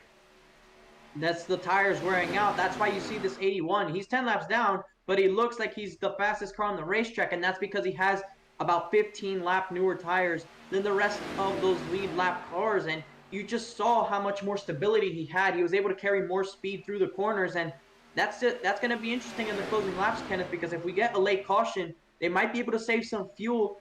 Some might come in for fuel only, but that's just it. Who does fuel only and who decides tires are going to matter? Because this is the old Daytona. If they're taking tires at new Daytona, you can only imagine what it's like for this one. And for old Daytona, tires don't necessarily matter. Even if you have some wear on your shoes, it's not as bad. You won't lose ground to the guys on fresh rubber. It won't be that big of a deal, just because obviously the track is smooth, the track isn't as rough, and most of the cars you race on there, they don't necessarily have that effect at the super speedways. But here at the bumpy Daytona, you can take a fresh set and you could be miles faster than the driver in front of you who may have stayed out on the older set of tires. So we'll see how tire strategy takes into account as Cody Ivey, he's manned to lead this long line of cars, although he's a couple of laps down, so Vizzuti still maintains control. And I've imagined here that this is just all a ploy to get to the end of this race, either to save fuel or to wait until the right moment. And speaking of which, they've got the prime position to get there if they need it. If they need to go down pit road, if they're going to make the call to go for the pits within the next couple of laps, they've got the line to do it. No fighting on the outside, no waiting for drivers and to clear up the inside lane. You're just going to stay here because you're already tucked in on that yellow line. Just going to creep down a little bit to the apron, slow down, and you'll be on your way safely to pit road. The only big concern here, Francisco, is if we have green flag pit stops, who speeds and who doesn't. And here's the other part. If you have green flag pit stops, do they think tires matter? This goes back to what we just talked about. And we talked about that under a caution situation, but imagine if you have to make a green flag pit stop. You lose a lot of time by changing tires, but with the couple of laps that we have left in this race, do you think that it's enough to take those tires for just those couple of laps? So we'll have to see. They probably have to take enough fuel to where they can sit in their stall and maybe take right sides, but the question is, if they decide to do that. Right now, you saw further back there, they got side by side in that second group between Eric Schaefer and Michael Newbraw, and I think they swapped that position, and indeed they have. So put Roberts now second in that line, Eric Schaefer now down to third in that group. They've lost a little bit of time. They gained to about 5 seconds, but they've lost half a second in doing so. They need to recuperate and try to run down that lead draft again, or maybe they know that the pit stop's coming, but if they know it's coming, they should be the first one to come in, because regardless if you take tires or not, being the first to go into the pit lane usually will bring you an advantage in the run pursuit, because you're already up to speed, you can exit with several cars, and on top of that, fuel gives you a little bit of stability and flexibility to push. You see Michael Newbraw there in 7th. He's tagged along. There's Matt Roberts, who made the switch with Eric Schaefer for second on that inside lane in this second group. Michael Newbraw currently in position to kind of hold control of these guys, but he is behind your race leader to the tune of about 4.7 seconds. They gained a little bit of time that last time around, so they do still have hope, especially with pit road sequences on the way. But it is still a rather large gap, as pretty much everybody, apart from Newbraw, everybody within the top 6, they're all clustered in within 0.8 of a second. So it is still pretty minuscule between these guys up at the front of this field, and pretty maximum to the drivers behind them, as they're just aiming to keep themselves to the bottom side. The gap's closing very largely now. They're under 4 seconds now. They seem to be under 4 seconds, so maybe this ploy is starting to work. You run on board with the 56 of Newbraw. He can have these cars in sight. They're going to start to grow larger and larger, and I'm not sure whether there was any change of pace or whether these guys are aiming to save. That's losing them time, because while they were single file, they were gaining a little bit earlier on these guys 7th on back, so I'm not sure what might have been the change here in plan for the drivers in the front. Maybe just an opportunity to save, maybe a ploy here by Vizuzzi, because he's been leading this group for so long, wasting the most fuel. That could be the reason why he's tucked in behind Ivy. I mean, look at the gap that Brandon Gillis is trying to leave Ricky Rosner right now. Actually, that's not even Brandon Gillis. That's Ken MacArthur, excuse me, in that 4th spot. You can see the gap he has to the cars in front. And just look, another second chopped off by that second group. Closing in very fast. And I have to wonder, have they been saving this whole time? And now they're starting to show their real pace. And if that's the case, these leaders might be in trouble. They definitely could be in trouble. But it is about 6 cars right here. And if you tag along, it's probably about the same amount of cars, if not maybe one more, in line with the drivers in this second pack. Remember, we haven't seen a lot of these guys all race long, so maybe this is just the opportunity here, right, Francisco? It could be the moment that they've been saving, they've been on it all, they haven't been aggressive, and now is the time where they can start to push. The only question is now, how much time do they have left? We're coming to about 10 laps left in this race. It's lap 69 of 80, so as we cross the start-finish line, we're going to be coming to about 10 laps to go. Does chopping off the seconds now make any difference, or will the time run out before they can even get there? They're going to get there well before the end of this race, Kenneth. They're under 3 seconds already. They're closing in very, very quickly, and soon enough, probably by the next lap, they're going to be in the draft of these leaders. So they have timed this out perfectly to make this a 10-lap battle, and with this speed they have, we'll have to see if that forces the hand of the leaders to have to push. So look out and see if anybody runs out of fuel. But you see them, they're now on the same frame right there. They're a little bit further back, and there you see them on the top of your screen. They're coming with a big run of momentum. They're well and truly in the draft. This has just become a battle for the win. Look at this dramatic sequence as they head back to turn 1. Gillis on the rear end. He can see Newbraw and the rest of these guys coming right up. Do they make the outside move, or do they kind of stick to the low side? Coming to 10 laps to go. Still no attack yet from Newbraw. It's going to still have the space, but it is awfully close. Lounslager kind of fell out of line there. He's going to tuck behind this second group, but it is awfully close. If you're Vizuzzi, you're going to have to notice these guys in the second group now starting to come to the frame, as Ivy's now out of it. And I think the good thing for 75 is that Ivy is leading the group, so he's able to save some fuel despite being the leader of the race, which is an interesting position to be in. That's normally never the case, but it is the case right now, so it's helping him a little bit. But you have to wonder, just how much did these guys save when they were further back there, and if that's why they were losing the amount of time they did. And if that's the case, they probably are going to start making up for that now. But you can see they're still being patient. They're saving fuel in the front still, probably realizing these guys aren't making moves. But if it's that close on fuel, that's going to make it all the more important for this second group to stay here for now. I think we might see them make a move within 5 to go. We'll be coming to 9 laps left in this race from Daytona, so we are coming to the final home stretch of this event. And as the laps start to wind down, you're going to start to wonder whether they're even going to go down pit road, whether they're going to stay out, run it to the dry, or hopefully have enough saved to be able to go the distance. Still, no changes for your leaders, although Nubra and the guys have picked up the pace. They have caught up. They just have not been swinging to the outside and make any moves. Now here comes a move from a driver to the outside. TJ Bursky now going to come to Kyle Benson. Now to MacArthur. Look at the run he builds on the 43 of Rosner. And to the race lead, he'll go off turn 2. He's not saving fuel, Kenneth. That's why he's able to go around these guys with no help. And here come some other cars. They're on differing strategies, and he just put himself in the race lead. What a move by the driver of the 94. Vizuzzi gonna tuck back in. Does Rosner get left for dry? So far, the answer seems to be yes. Here comes the 97, the 10 of Kyle Benson, and this brings all the guys closer. Look at Christopher Bishop move to the top 5. He was the tail end of the second group, and now he finds himself up in this battle. So what a move by this 42. He's trying to battle for this win. He put himself now behind Brandon Gillis. But you can see the pace difference between Vizuzzi and the 94. Vizuzzi was trying to save fuel.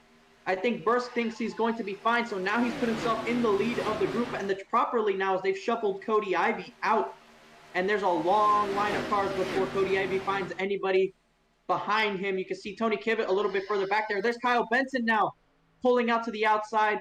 He's not saving any fuel at this point. You can see he is proving that as he's able to close in on the leader on his own. But as we put 7 laps to go, Kenneth, we'll have to see what happens with the fuel situation. They're about almost 30 laps into this run. This is the longest run we've had all day, so we'll have to see just how far they can push it. Going to 7 laps to go as they cross the start-finish line. Even between Bursky and Kyle Benson. 43 of Rosner going to give this shove. Maybe some help from Ivy, although he's been kind of lagging back. So again, maintained side by side, and Benson, who had been aggressive all night long, has now swooshed back to the race lead in a matter of moments. Coming to 6 laps to go, he may have enough saved in the fuel to go all the way. It's ironic that this race is coming down to fuel, and with Kyle Benson, I was talking to him before the race, and he was out trying to find gas for his car, and here he is trying to see if he can have enough gas in this car to win the race. So very ironic, but it might just end up working out for him if it stays like this for another 6 laps. Again, to mention the guys with Nubra and the guys behind, only the ones to make moves have been the 7 of Tony Kibbett. You see him and his Coca-Cola Jack Daniel machine right behind Cody Ivy, and the 42 Christopher Bishop. So we expected a move out of the drivers in the second pack. They just have not made it yet, but a move has been made for the race lead. Tag along Vizzuti to the outside, and here comes Bursky. Not going to have enough momentum. He's going to tuck back in line. He shuffles out the 75. He's going to have to fall back a little bit before he finds the next car, which is Cody Ivy. But he's way further back, and now you see now he's starting to get a little bit of a run here.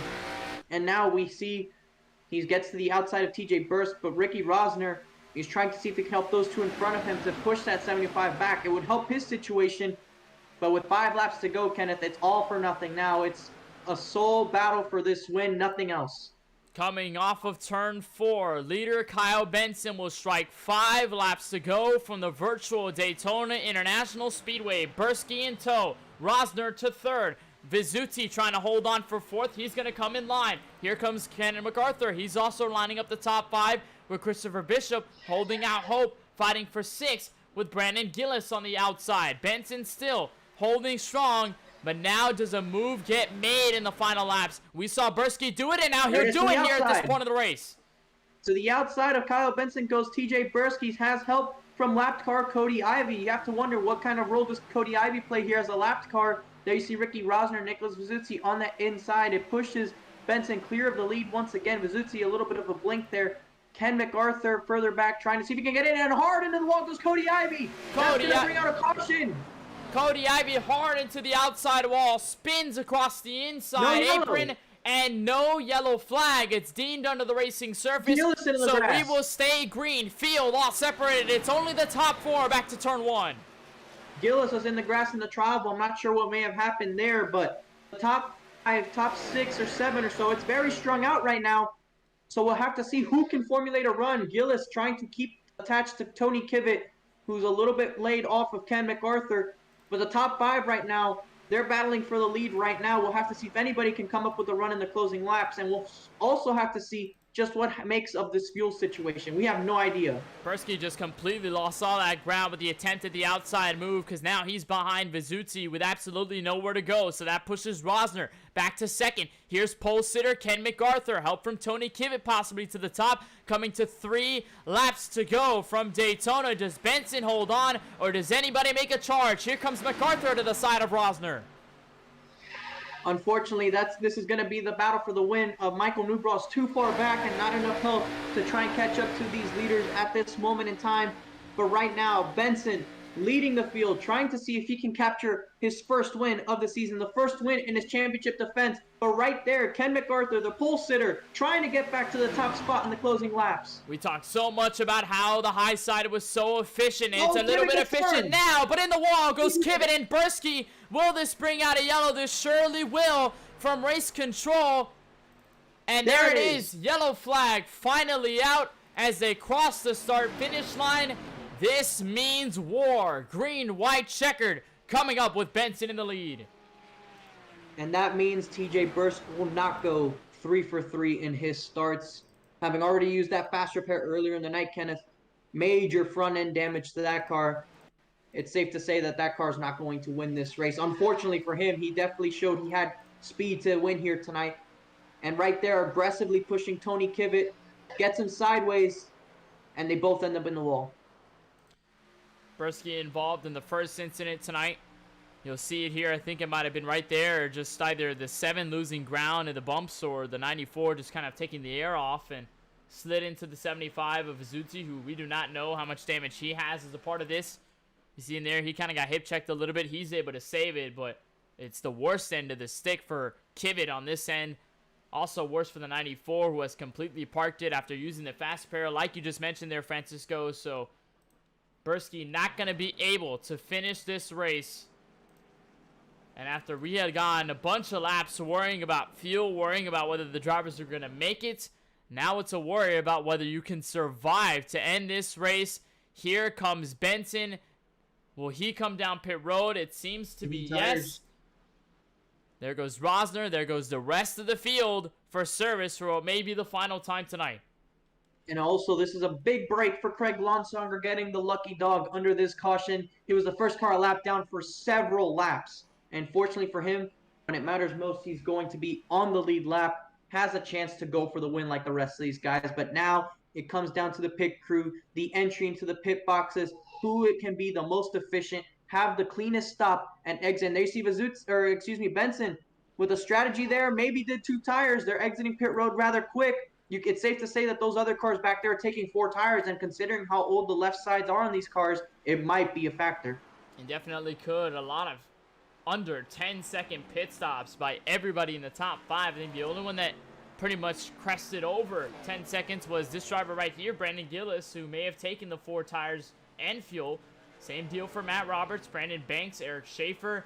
Figure they have nothing to lose, so they're just going to go for the full extent of the stop and then try to make the move in the final laps. But now this pushes us into a situation that we have seen before, but not necessarily in the ARCA series. If you can recall, the past couple of races, we have not really gone to green-white checker territory at all. We've been able to stay green. We've been able to hold on for clean races. And this is the first for this series so far this season. So how do you react to this if you're a driver?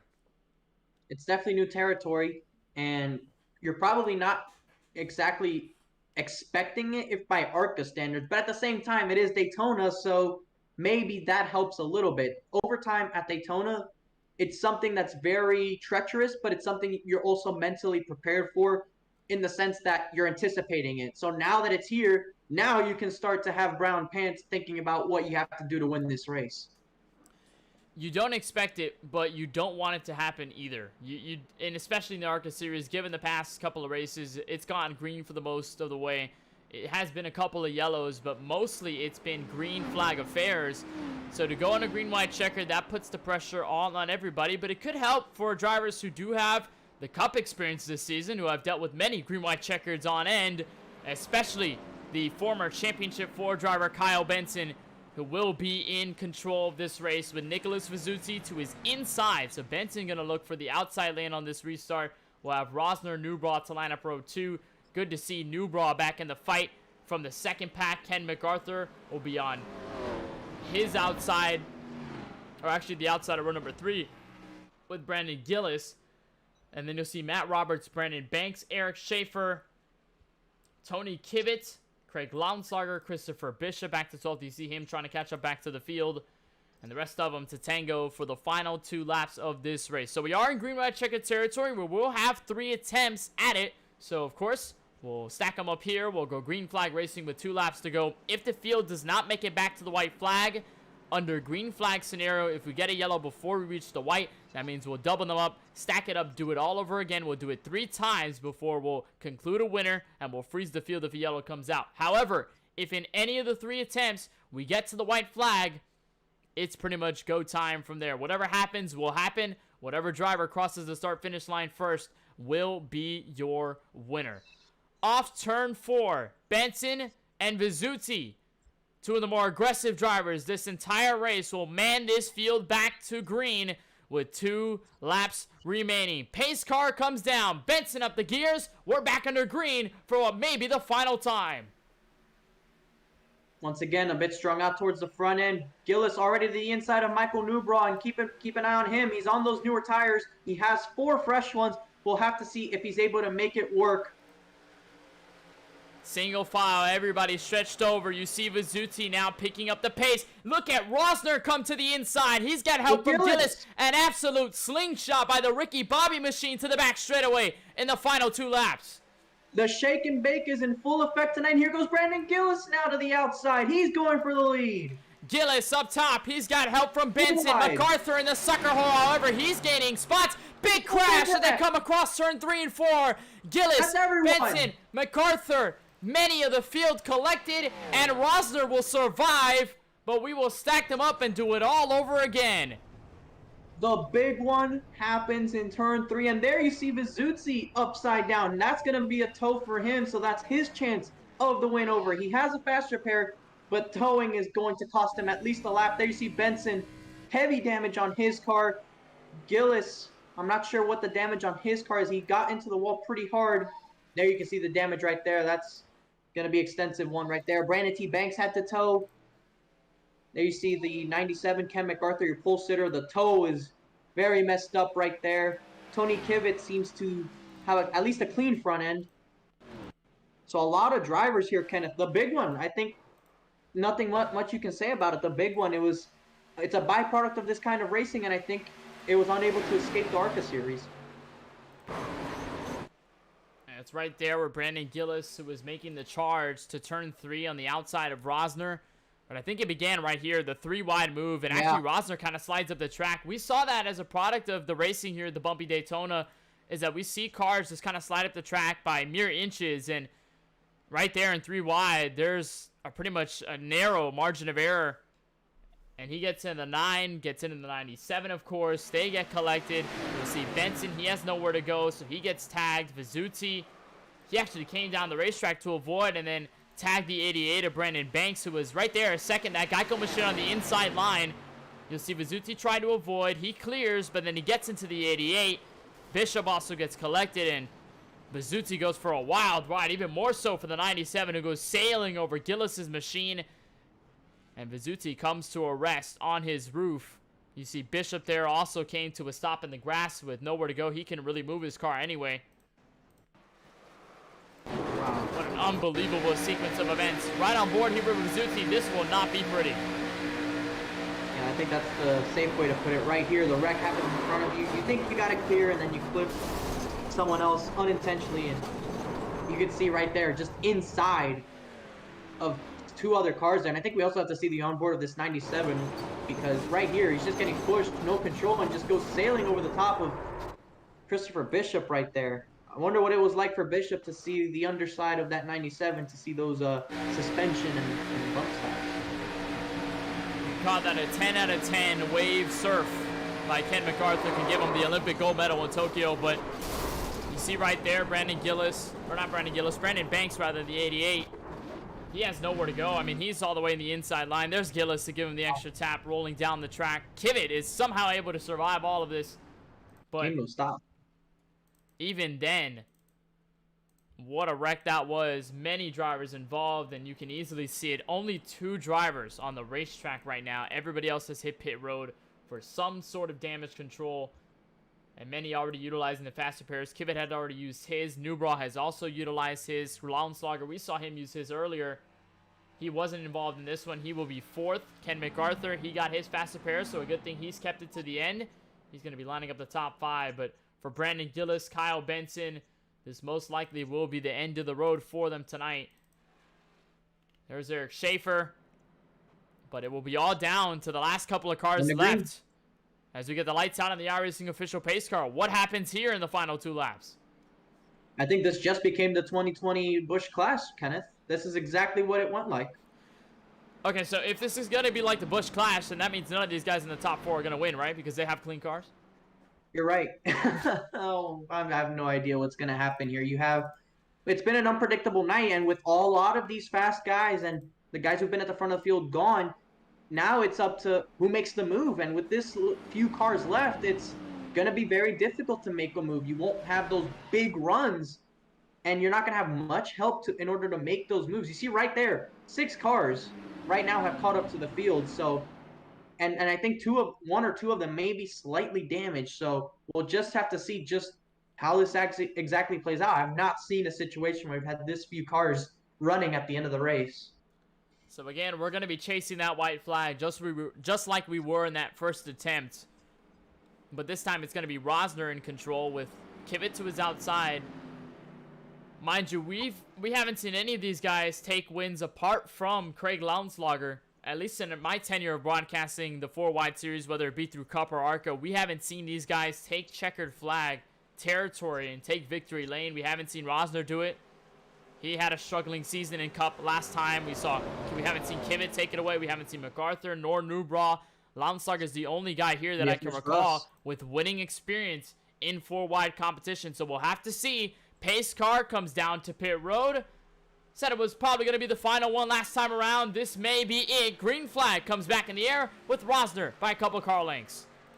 A good restart, but he doesn't want to get too far out there. At the end of the day, these guys can get a run at any time just by being too far out there. You can see the outside formed up, 3 cars very tightly packed to one another, but Ken MacArthur is going to clear himself 2nd on that inside line. He's going to try and use that 7 to get a push, and right there, Kvyat looking to the inside. The 97 actually gives him the room. Look at this. He's going to go for the lead on the outside. Pole sitter, Ken MacArthur moving to the outside. How about split it 3? Tony Kvyat, help from the 13 of Launslager. He's going to make it 3 wide as they come back through turn 3.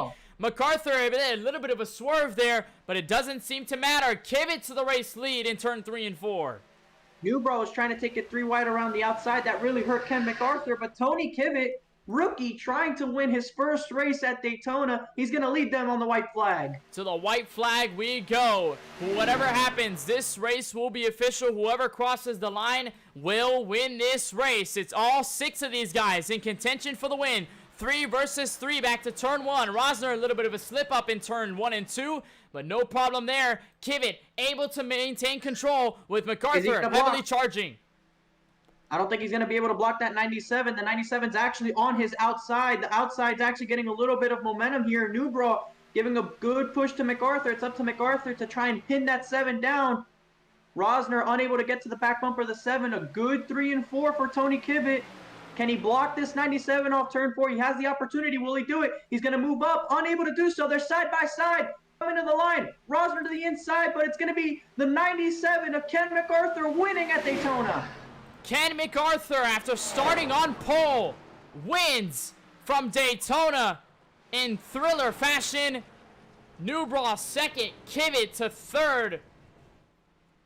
And after an absolute mess in turn 3 on the last green-white checkered attempt, we finally get one clean.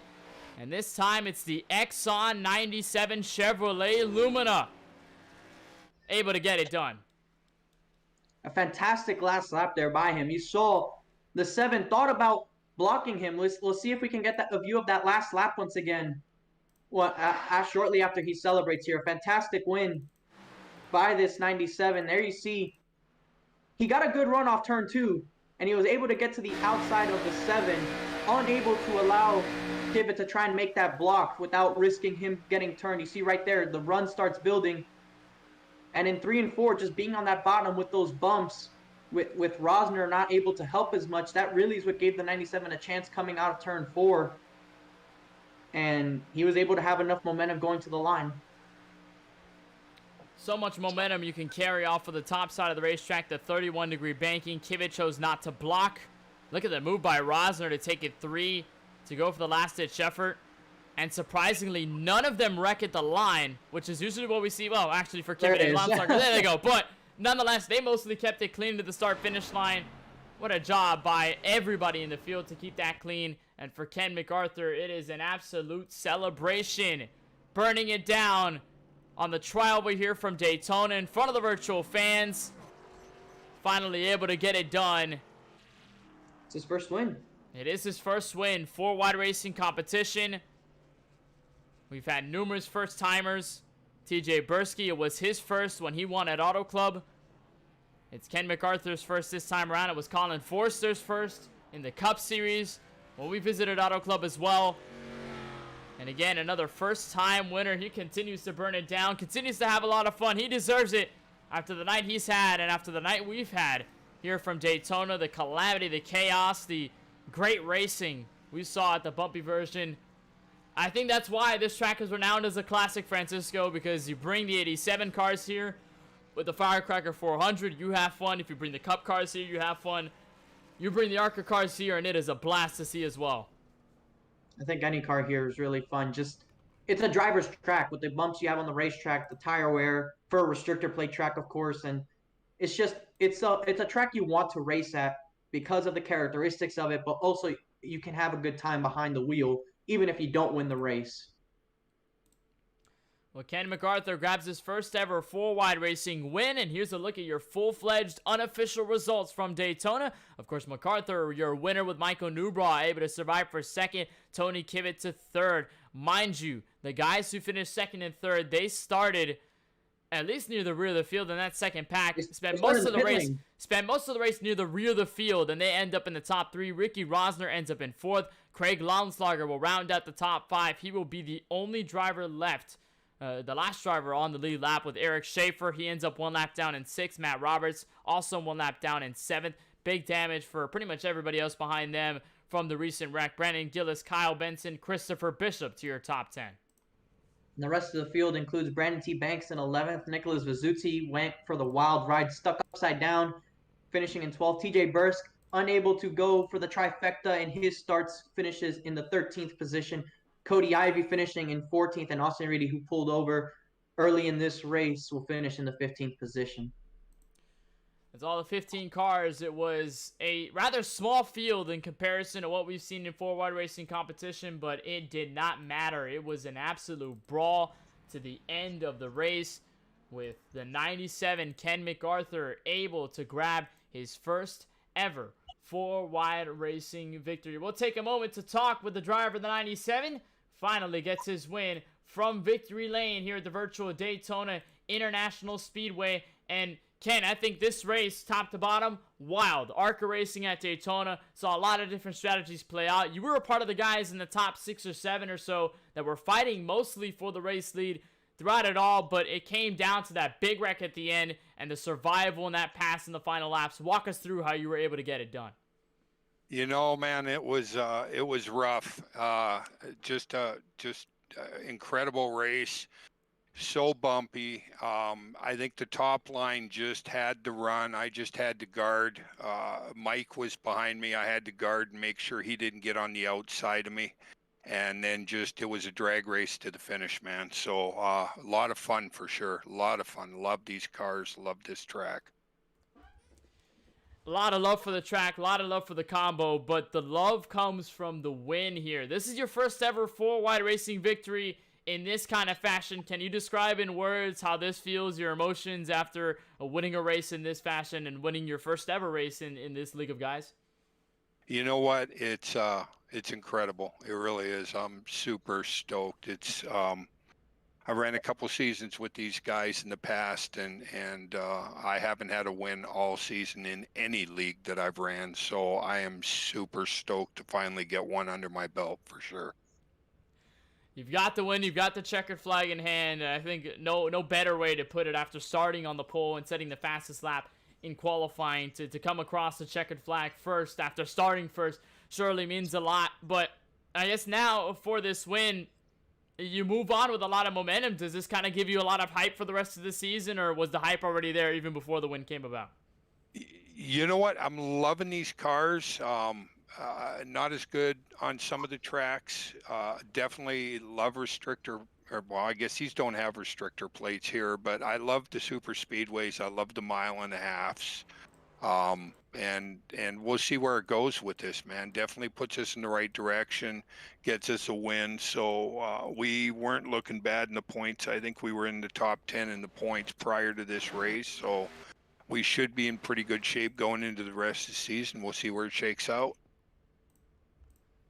Well, great win nonetheless here from the virtual Daytona International Speedway. No Bristol is going to be a lot of fun. A big shift from super speedway to short track. But Kenton, before we let you go on this win, is there anybody you just like to give a shout out to? Any thanks to any sponsors, teams, or just anybody you just like to give the shout outs to for tonight's win? Yeah, just teammates in Rowdy Motorsports that I run with all the time. The guys from Drinking Brothers that we enjoy running with. I wouldn't be doing this if it wasn't for those guys, because it's just the camaraderie that we have and the friendships we've built. It makes all the difference in the world, and that's why I do what I do here. So super thankful for them, and thankful for you guys running the broadcast, and appreciate 4-Wide Racing putting this whole thing together, and Tyler and those guys that do this. Super appreciative for sure. Obviously appreciative of the support that you've given us, and nothing like winning at the World Center Racing, right? Nothing like winning at Daytona, even if it's in the sim. Nothing like it, brother. Nothing like it. All right, Ken, well, we'll let you go. We'll let you get this celebration over, or at least to start, I guess, give the celebration a start here from Daytona. Big congratulations from all of us here at the KBueno Racing Network. Obviously a monumental way to get your first 4-wide racing competition victory, and of course we'll be looking forward to see that 97 wheel this thing back around for the Lascar Coliseum at Bristol next week. Congratulations, Ken. Thanks, brother. You guys have a great day, and thanks again. Ken MacArthur able to make the last lap pass in 3 and 4 on the outside. Gets his first ever win after starting on the pole. What a way to do it. But the driver who finishes second, there's another story to be had with the driver of the 56. Michael Newbraw was kind of near the rear of the field most of this race. Was the driver that I believe started on pit road, and he ends up P2 when the checkered flag waves. He's sitting trackside with Francisco Baquillon. Well, Michael, the start was interesting, the race was interesting, the finish was interesting, but I'm pretty sure that was all according to that plan, right? Oh yeah, of course it was. We we decided to start from the pits because we're like, yeah, we didn't think we were gonna make it 5 laps before someone bounced into somebody. So we actually got fortunate there towards the back end when the caution came out. Yeah, we saw a lot of cars start on pit road, and fortunately you guys were able to stick with one another for that rather long start to the race, and I'm pretty sure that's probably what kept you guys from going a lap down in that opening run, but it kept you out of trouble really for most of the race, and I think that's a large part of the reason why you're sitting here talking to us, finishing P2. And we saw you made a great run in that before the first overtime caution. We saw you guys be almost 7 seconds behind the main pack, and then we saw you guys close up. So what were the tactics going on there? We were under the impression that potential fuel strategy was in the minds, and who was saving and who wasn't. So could you walk us through that portion of the race? It was on that last caution. Drinking Bros Racing and Rowdy decided to come back in the top off with 1 lap to go, just because we thought, you know what, if we can do that, we can save a little bit back here like we have been in the beginning of the race. We'll be good to go. So we kept in well communication with each other, just saying, hey, look, I'm point 4 to the good, I'm point 3 to the good, and then we just alternated spots back there. And then when we started closing in on them, I told the guys, I said, all right, look, I'm point 2 to the good right now. I said, let's go. I said, because if we catch the back end of them, I can start to save. With them 5 laps to go, we'll just send it. Unfortunately, as soon as they saw us coming, they decided to go back to 2 wide, and there was nowhere for us to go. So we kind of just rode, and we're like, we'll save. Hopefully they're burning out their gas, and then we'll be able to pass them on the outside if they have to pit. Yeah, it looked like that was going to be the situation with you guys, but then a big crash happens in turn 3, and then the big one happens on that overtime restart, collecting all but really 2 cars. But fast repairs were available. You came through on that final run, coming to the finish, and are able to take second. And really, your whole team comes away with the top 3. So what does that feel like?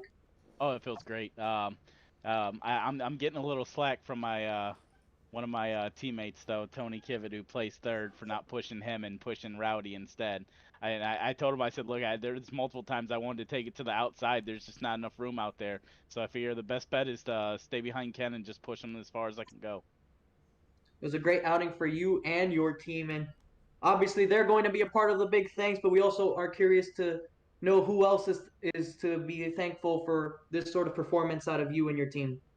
I'd like to thank Rowdy. I'd like to thank my Drinkin' Bros Racing team partners tonight, Eric Schaefer and Tony Kivitt. It was definitely a great race. I'd like to thank you guys for the broadcast and 4 Wide for putting on the race. And of course, I always like to thank my significant other Jennifer and my lovely daughter Haley and Alyssa. We appreciate the time you take with us, Michael. Congratulations on P2. Congratulations to your team. We wish you all the luck moving forward, and we hope to see you out here tomorrow night and see if you can have another successful run on the new Daytona National Speedway with the Cup cars. Thanks once again. Thanks, guys. Have a good night now. That's Michael Newbra able to survive with his team. I guess it was all by design to get to the start-finish line in time with enough fuel in the tank. That also brings in the driver who finishes third, part of that same team who comes across the line third.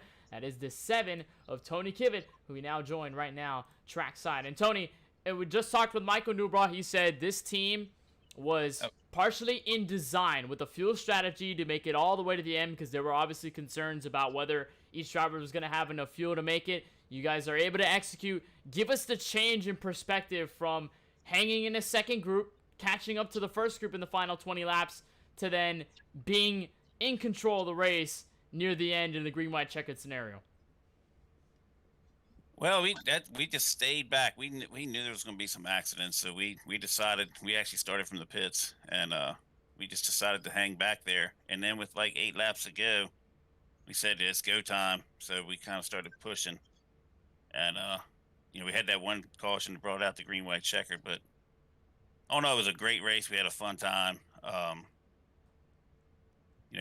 the Drinkin' Bros and a couple of the Rowdy guys, we just teamed up and ran in the back together, and it worked out. It worked out for some of us. Some of us got tore up pretty good in that last wreck, but yeah, me and I thought I had him running that bottom, and then I got tight coming off of 4 on that last lap and slid up a little bit, and Ken had to run with Newbrow pushing him, so I was sitting duck then, because when Ricky got underneath me, I was done.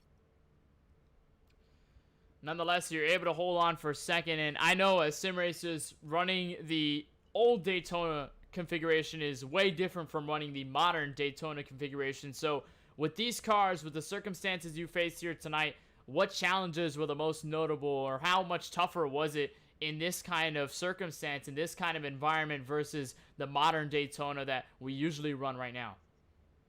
Oh, it's just so bumpy. And then with these cars, they have so much travel anyway.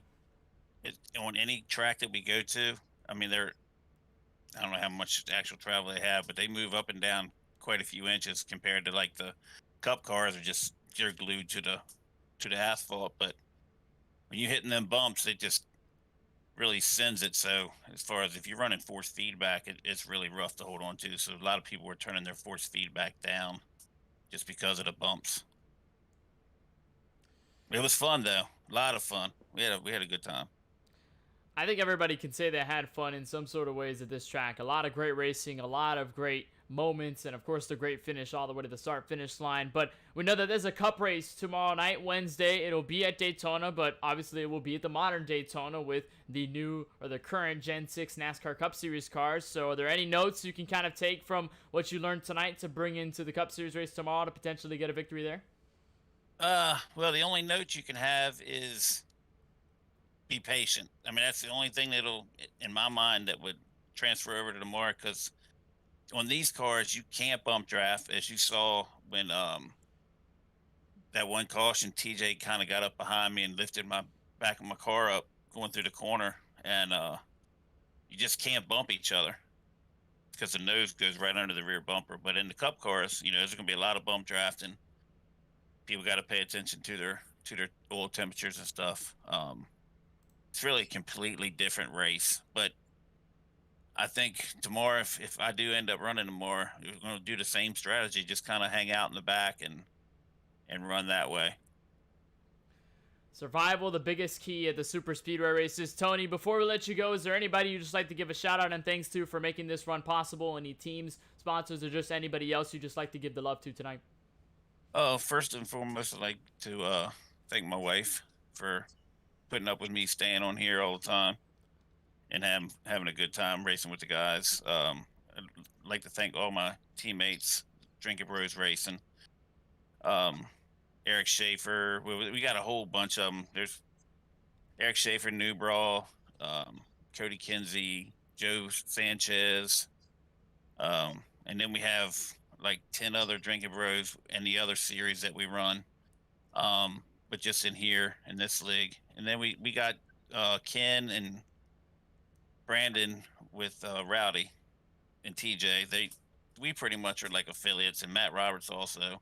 We kind of work together on stuff, have practice races for different series together. So that's about it.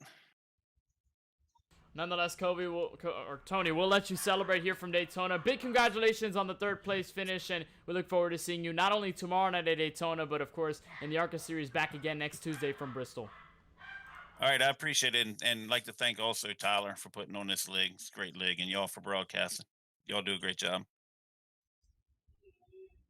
Tony Kivitt ends up P3, the last step of the podium, as we continue to unravel what was a wild finish and a wild race, rather, from Daytona. Francisco, again, to reiterate, we never really saw this kind of scenario out of the ARCA series up until this point. We've seen it already countless of times in the Cup Series, but not in this way, not with these drivers, not with these cars.